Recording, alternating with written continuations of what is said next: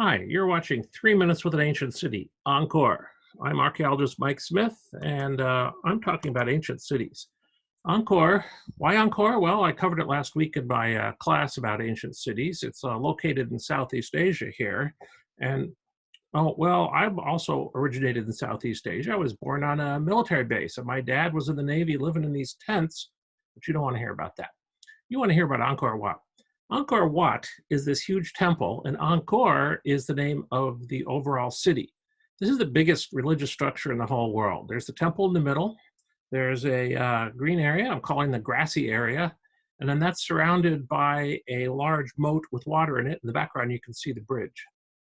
Major tourist destination, all kinds of cool stuff. Lots of temples in the jungle, monkeys, elephant sculptures, Buddhist monks walking around, and a lot of the temples are covered with reliefs of daily life, battles, gods, and so on. But what I want to focus on is a change in understanding of Angkor that came about a couple decades ago. We've known for a long time about the major architecture. These big things called the barais, east and west barai, are huge reservoirs for water. But the change came when Angkor was looked at through satellite imagery and aerial photography, and more recently by LiDAR. And they found that the area surrounding the main architecture is just full of low density occupation. I mean, this city is huge. Look at the size of this. It's 20 kilometers of the scale at the bottom. This city takes up as much space as metropolitan Phoenix today. It's just absolutely astounding how large this city was. In fact, my whole campus, Arizona State University, would fit inside one of these barais, inside one of these reservoirs. Just astounding. The occupation was mostly low density. Farms scattered throughout, growing rice with reservoirs, little neighborhood temples surrounded by water, but the fairly low density, 8 persons per hectare. That's like 800 people per square kilometer. That's a very low density for a city. Some people say, well, it can't be a city because it's too low density.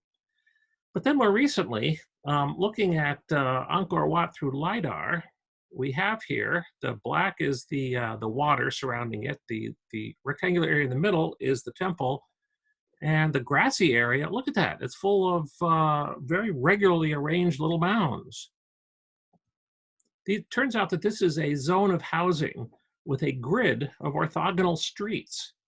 This was only recently discovered, and excavations are only starting to take place, but the density, the population density here is much higher than in the rest of the city, around 25 people per hectare. And it's not just around the Angkor Wat temple. Top Rome is another major temple compound at the site, and it also is surrounded by housing arranged in a grid of orthogonal streets and avenues. Houses are beginning to be excavated. This is going to bring about, I think, a real advance in our knowledge of Angkor when we have more excavations of residences. Here's a Cambodian team, just pot they found at a house. But what strikes me about this city is the combination of sprawling low density over much of it, but then very high density around the temples. And since the coronavirus is on my mind these days, for some reason, you'd think, suppose a virus hit ancient Angkor as an epidemic. It would have spread very quickly through the temples, through the high density housing surrounding the temples, but much more slowly surrounding in the low density areas at the edge of town. Would people have known what was going on? Would they have any idea that density had to do with disease? I don't know, probably not. These are some of the sources you can look at for recent research on Angkor. And I say thank you very much, and I'll see you next time.